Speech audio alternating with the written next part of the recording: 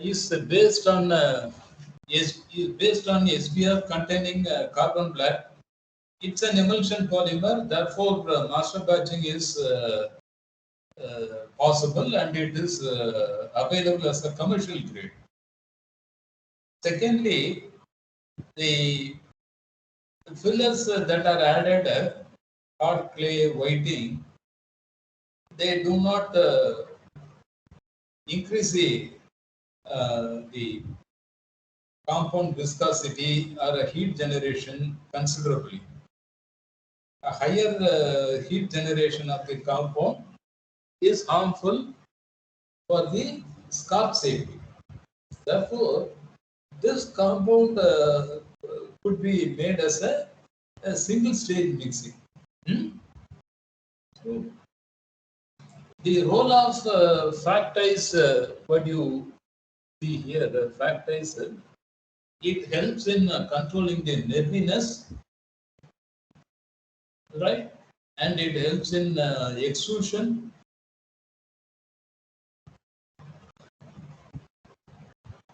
It can, the rubber that is the SBR 1600, it comes with the certain viscosity and the factors that is added helps in regulating the viscosity. So that way, it could be a single stage mixing.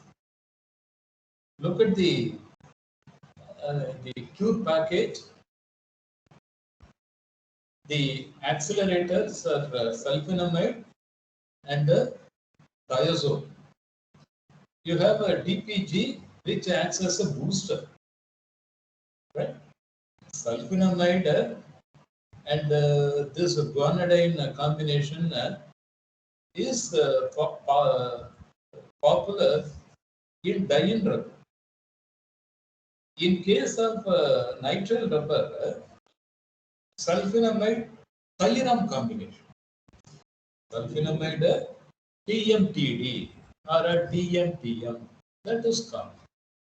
In case of SBR, NR, BR, this sulfonamide plus guanidine is popular. Okay, so this is a single stage mixing. Right. Next is the two stage mixing. You will be surprised. What is there for the two stage mixing?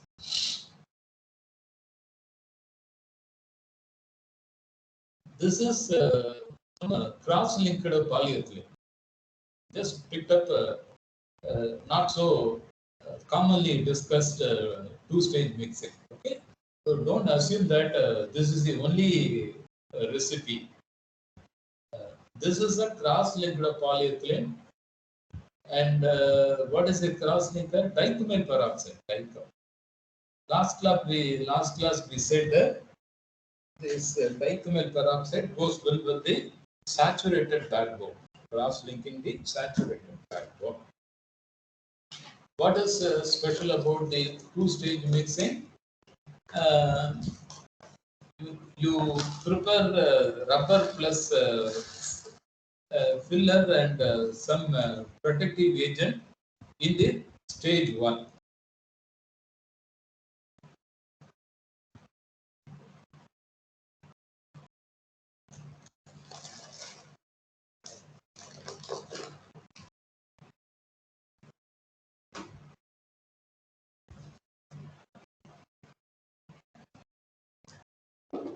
In this stage 2, for the excess filler added, you will have to balance with the polymer.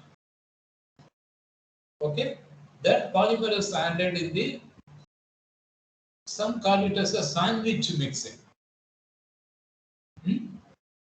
So you add the remaining quantity of the rubber plus the cross-linker dichromate peroxide.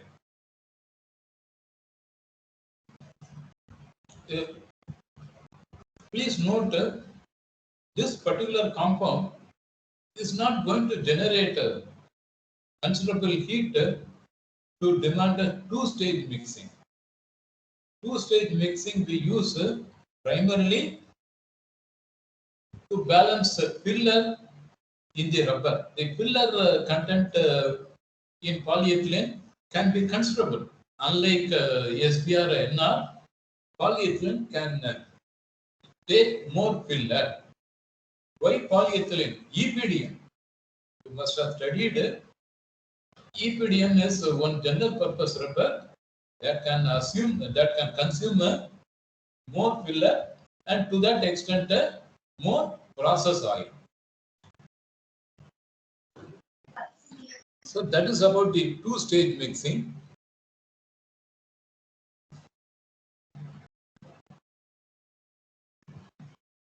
This is a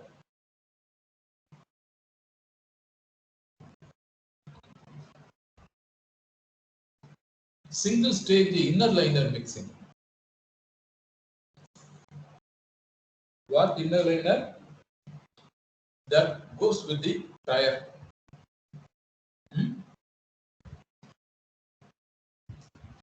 What is the base polymer? Exxon grade bromobutyl. Exxon is strongly present in butyl and bromobutyl. What is the filler? GPF, N660 GPF. So the naphthenic oil added here is not as a flexibilizer, purely for a process aid. It acts as a process oil, that's it. You have a proprietary process aid, Structol 40. What does it do? That helps in homogenizing the rubber and the filler. You have a tackifier. It is a reactive tackifier because this is a phenolic resin. Tackifying resin SP1068 is a reactive tackifier. What does it mean? It can also take part in the rubber cross-linking. And the resin can also help in generating a three-dimensional network. So that way, this reactive resin forms an important role in bromobutyl. And you have zinc oxide, MBTS, and sulfur. Okay, so that completes the curing, curative package.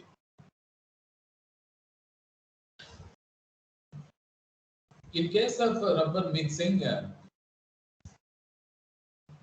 there are the conventional is one additive after another. You simply go by the order of addition. Certain formulations demand the compound to achieve a considerable solid character. So you add the filler in the beginning, right, and make the rubber solid enough to absorb the oil. So late oil addition. Upside down mixing means you add all the additives. Of course, it is not possible in open mill mixing. In internal mixer, because internal mixing happens in a closed chain. So you can add all the additives in the beginning, top it with the rubber, upside down. Sandwich mixing, rubbers that differ in the polarity, that is for the blend. CR, SBR, CR, NBR, and within SBR, one can have the regular emulsion grade or grade containing filler, oil, master batch, etc. Sandwich is all about you do the mixing You add all additives to the amorphous rubber first.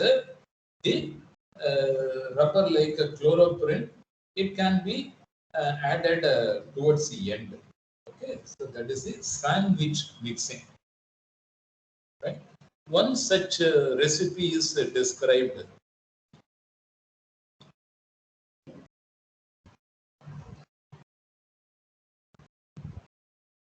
So this is the chloroprene and the SBR. You can go through this, right? Upside down mixing. You have some upside down mixing formulations that contain more filler and more oil. So what is the filler here? SRF and the soft clay. Oil is the paraffinic oil, 80 parts. 80 parts.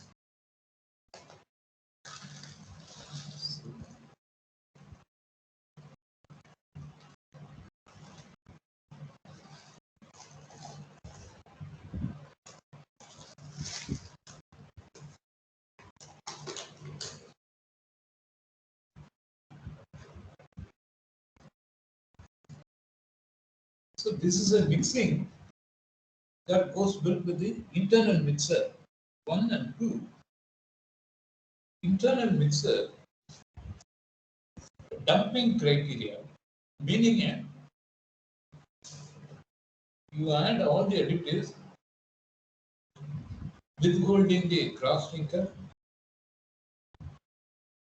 When do you stop the mixing?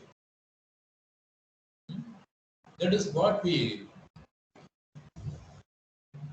identify as a dumping, meaning you have prepared a mass or a rubber compound from the various ingredients. How long you do the mixing? But when do you stop mixing? That is the dumping.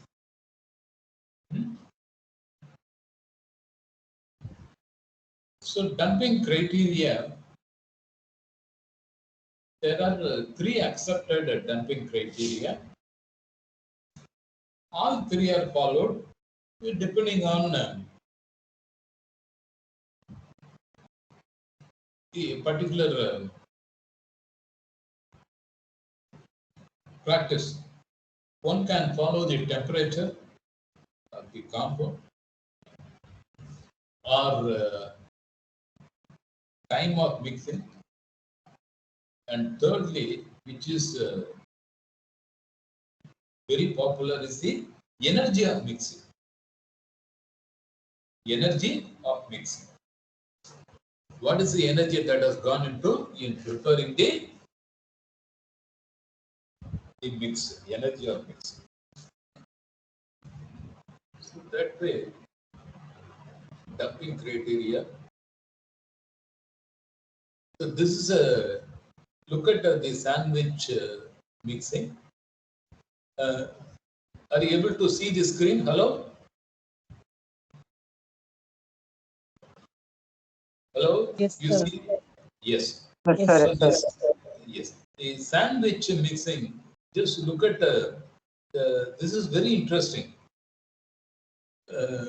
You have a EPDM, which is amorphous, meaning a typical rubber. You also have another grade, EPDM, meaning a semi-crystalline. It has a high ethylene content. Okay. EPDM amorphous means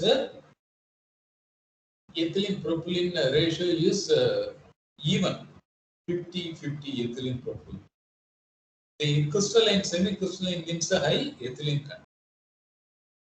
And as a result, the polymer is also in the pellet or a friable way. Okay. What is the filler? Soft clay. So in case of the calcium, China clay, right? Soft clay and the hard clay. So there is soft, hard is just not by feeling the filler. Only thing they impart for a given quantity of clay added hard clay will give a higher viscosity compared to the soft clay. So that is the difference. Okay, so soft clay here is it does not impart a very high viscosity, but the quantity what you add 300 watts process oil to balance the powdery additive, and you have other ingredients about 10 parts. The how we do that sandwich mixing, so that is described there. So what is the dump temperature? So though you add a large amount of filler, what is the dump temperature? Just about 110 degrees C. No problem. Sandwich mix, as we said in the beginning, SPR-CR blend. So here comes the NBR injection mode. What is so special about the injection molding? Listen very carefully. Injection molding, just we said in the beginning, shear rate is very high, right? So that way, when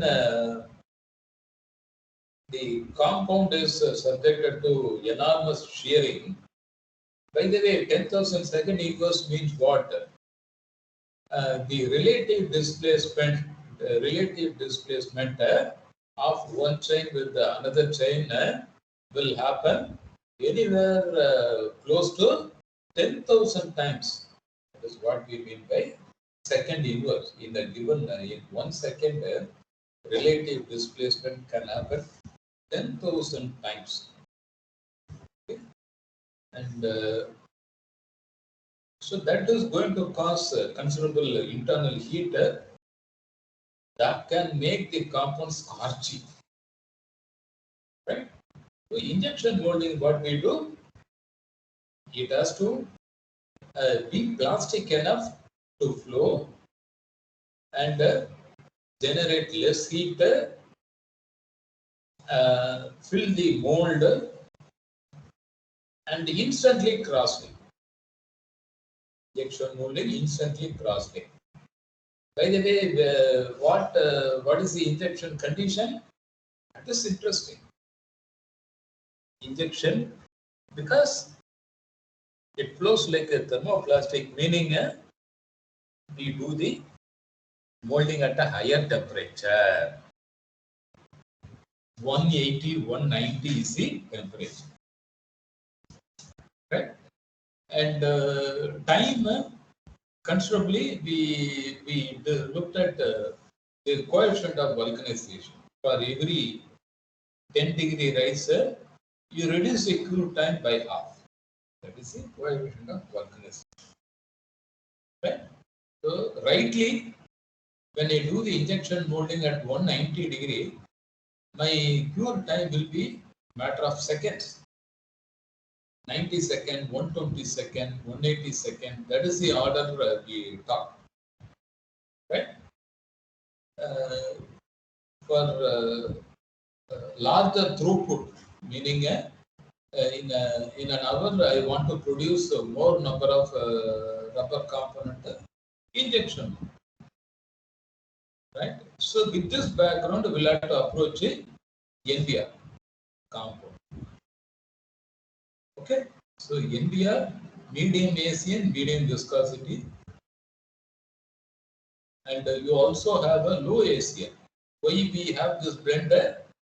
A blend is necessary to balance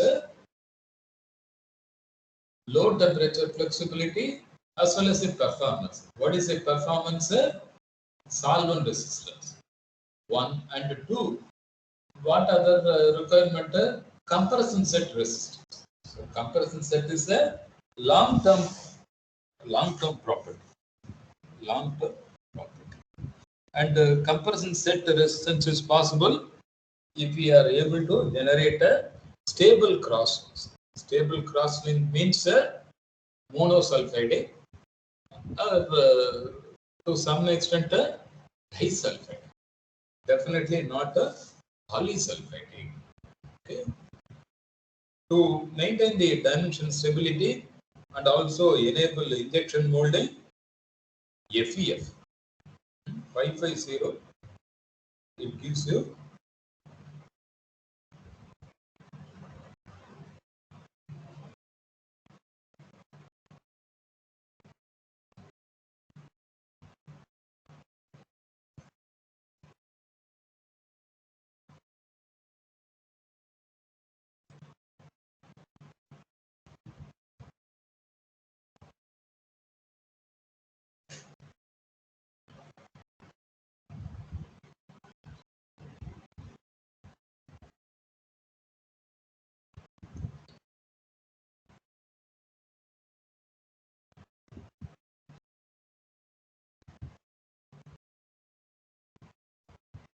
FEF is able to balance, listen very carefully, the process requirement as well as the imparting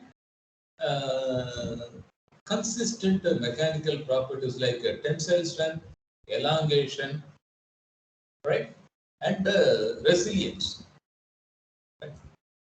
So FEF you have. What is the role of hard clay? Hard clay is basically as a cost saver. As cost saver, price. When pricing is of importance, you go for hard clay as a diluent. Diluent, I write here.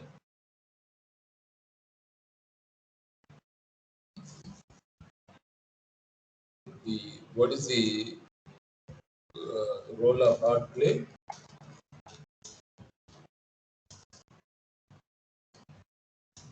As a diluent, and what does it mean? It is an extending filler, right? What does it extend? It extends the rubbery window.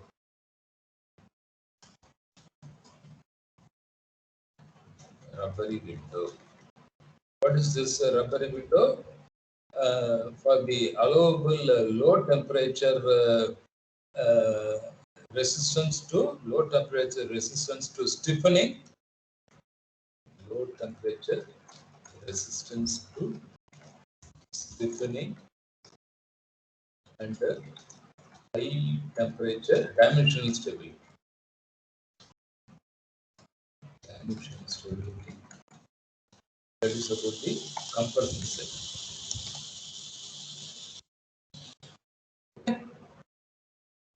It's a long-term property. Long-term performance.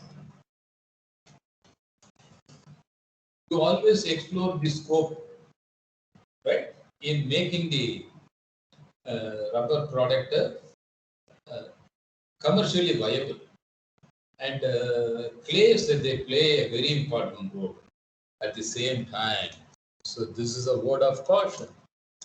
At the same time, you will have to check. You will have to check the balance between age hardening that may accompany with the volcanicity of higher specific gravity.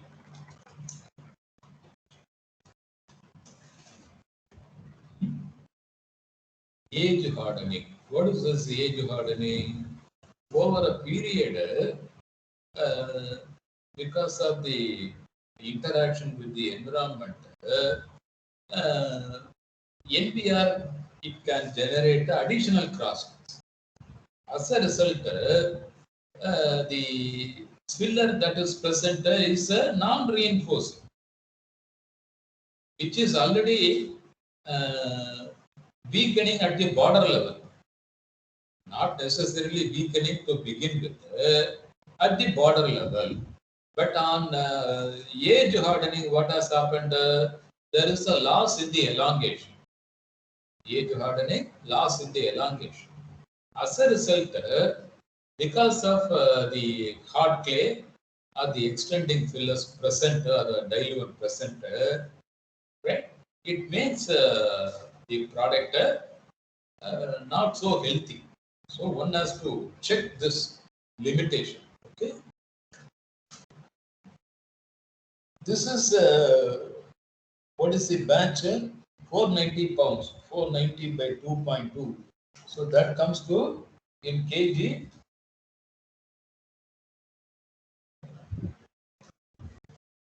In kg,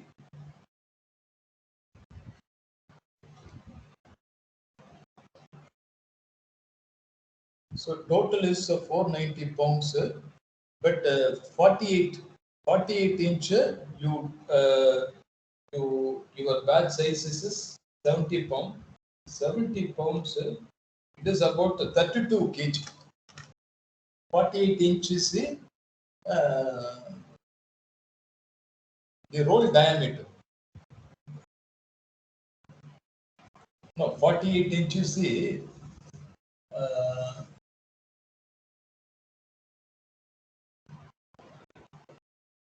yeah, it's fine. 22 by 60, 40. Yes, this is the roll diameter. Absolutely. And what is the so this is you have prepared the master batch, and as we know, in case of the NBR, you add the sulfur in the beginning. That is the order of addition. You have prepared the master batch. Master batch is about 490 pounds, and you split the master batch into 7 equal quantity. You take one quantity 70 pounds, add MBTS and TMPD this much. And as we saw in the beginning, this thiazole and thiuron, they form a synergistic combination. What is the synergism? That we'll have to see. Right? If I don't describe here, we will not get another opportunity. So what is the synergism? It is to balance 3S and 1R. That is synergism.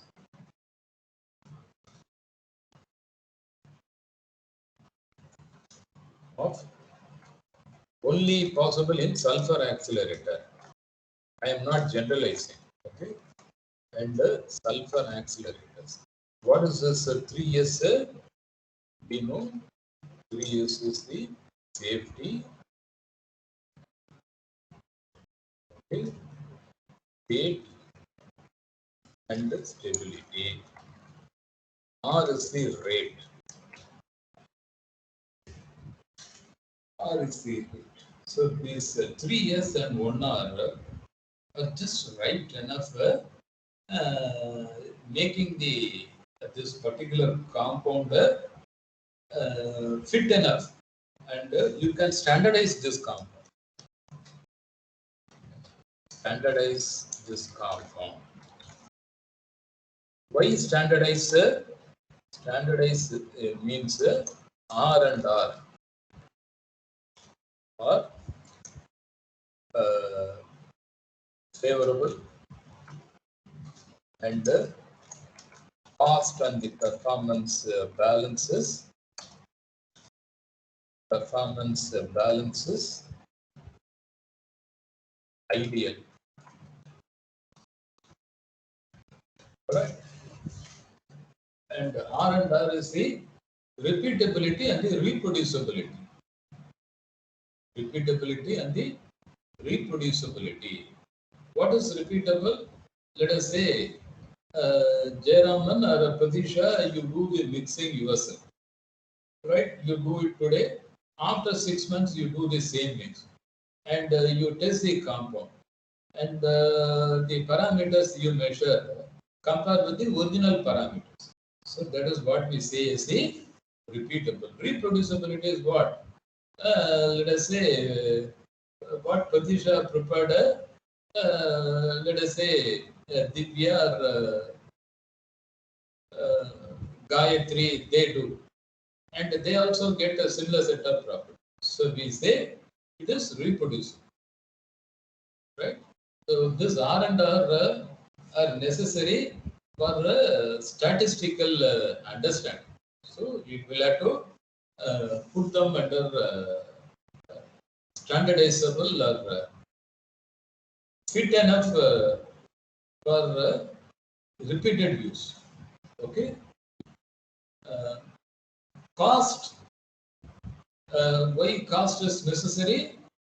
Of course, you'll have to make profit so that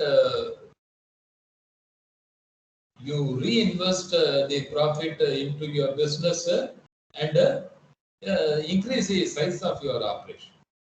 And that is necessary only if you make a compound safe, that is free from any scorch. Safe. State is what? I have added this, I have done this mixing, and I get the best state of pure. Stability is what? Even after certain duration at a higher temperature, the cross-linked network is stable. Rate is what? Rate is the rate of cross-linking. Okay, so that can reduce the cure time. So much is there. And when it comes to the quality control, molar viscosity, scorch, rheograph, processability test, and processability analysis. Processability analysis. All right. So we have another 10 minutes to go. This processability test is described here. So what do we do? So friends, we construct a family of scorch curve. Family of scorch curve. What does it mean? Unlike a peroxide, which can cross-link only at a particular temperature and above. Sulfur, you can do the cross-linking at 130, 140, 150, 160, and so on. So that freedom can be effectively used, and you study the chemistry or reaction chemistry of the compound you have prepared. Right? And this family of scorch curve is all about Getty rheograph. By the way, what is this rheograph? I write here. So rheograph, rheograph is what we get by subjecting the full rubber compound. Let us not forget full rubber compound to a thermal history. Thermal history is the temperature and time. Temperature is the reaction temperature. Reaction temperature and reaction duration. As a result of what happens, the rubber compound which is getting transformed from plasto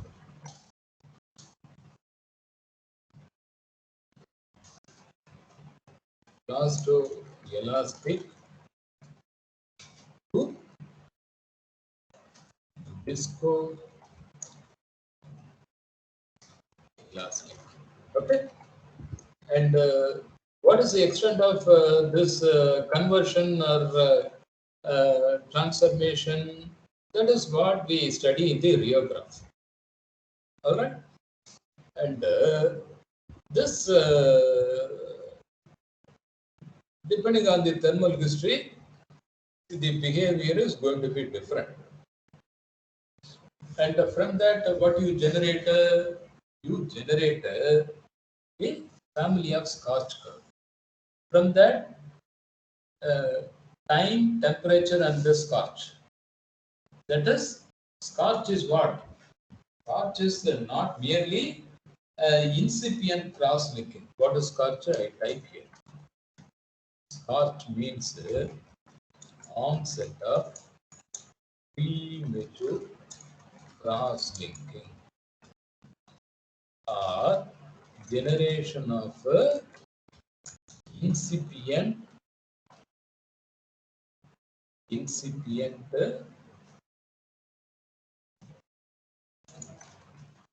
cross-linking.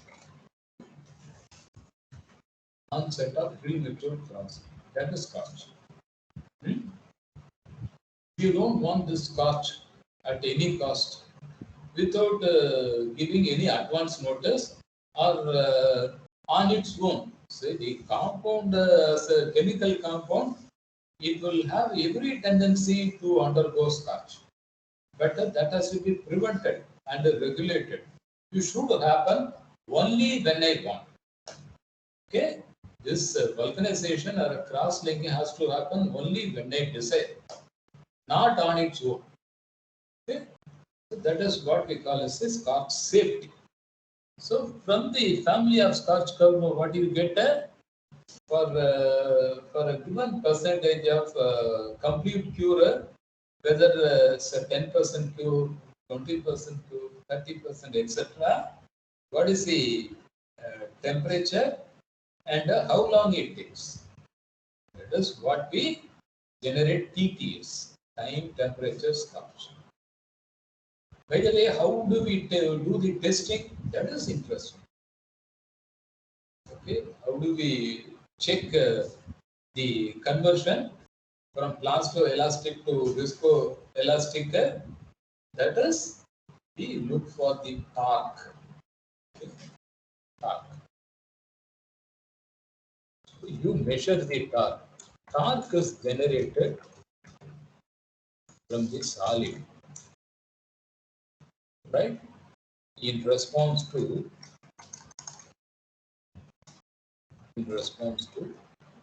that definite amount of strain. So this strain is very important. Strain in terms of strain amplitude and frequency. That is predetermined. What is the amplitude means amount of deformation. Frequency is how often it is disturbed. Okay, and when you disturb a particular solid, it will definitely more and more solid character torque will increase. Torque will increase. So that is what we saw as the sigmoidal S-shaped curve, rheograph. S-shaped. All right.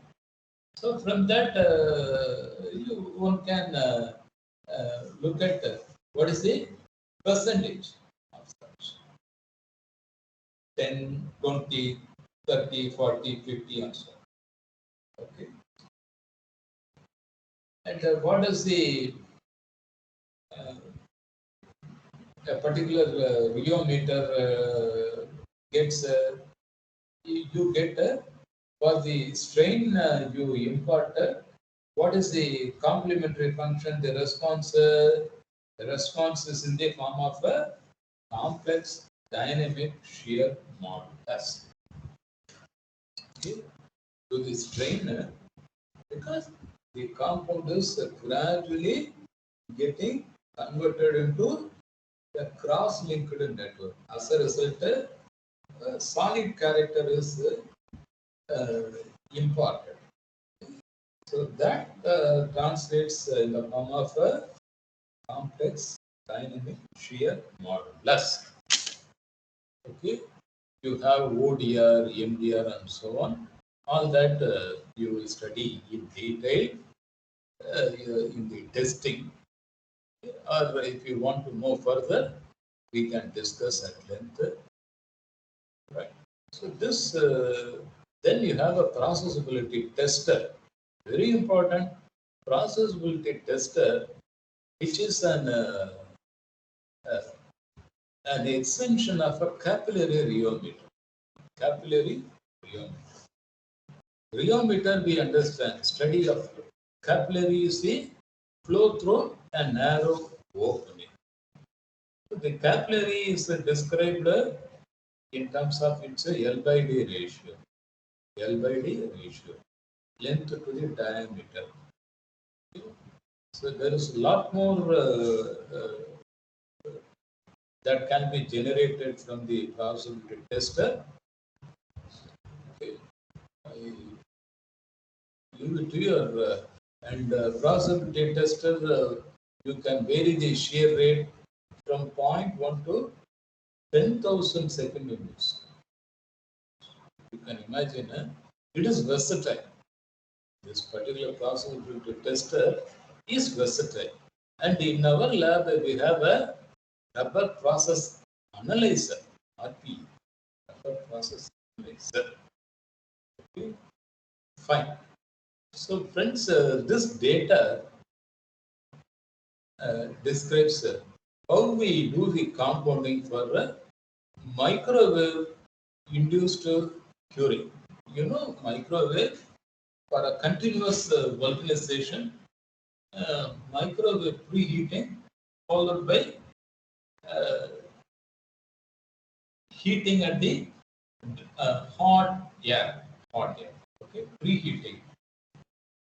And so the chloroprene, NBR, ENR, NR, EPDM in that order, they respond to the microwave irradiation.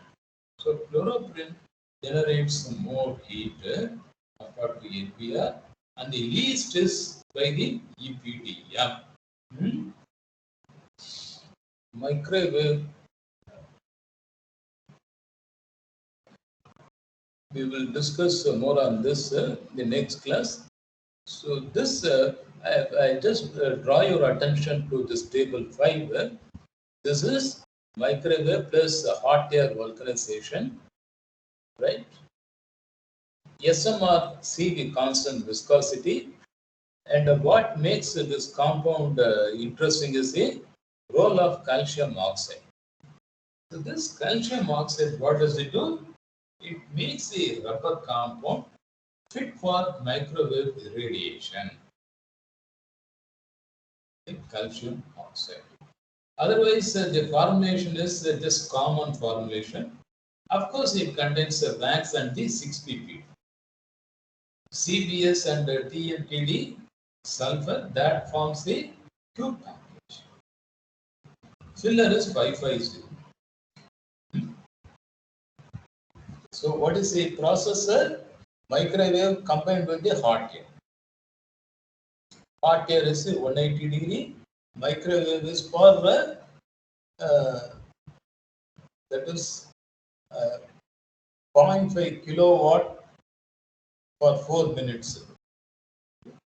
And this is a comparison between the same compound. If it is compression molded, what is the difference? So compression molding, 2.5 minutes. And this is a compression molding is a batch process. Whereas one can make a microwave and continuous vulcanization. It is a continuous process. So you must know this difference. All right.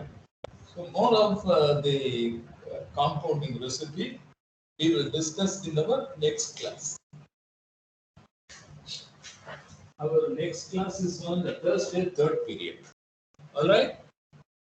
Is that clear, friends? Hello? Yes, sir. All right. So I stop here. And by the way, your assignment submission falls due on 3rd October. All right. 3rd October, you will have to submit. I stop here. Okay, sir.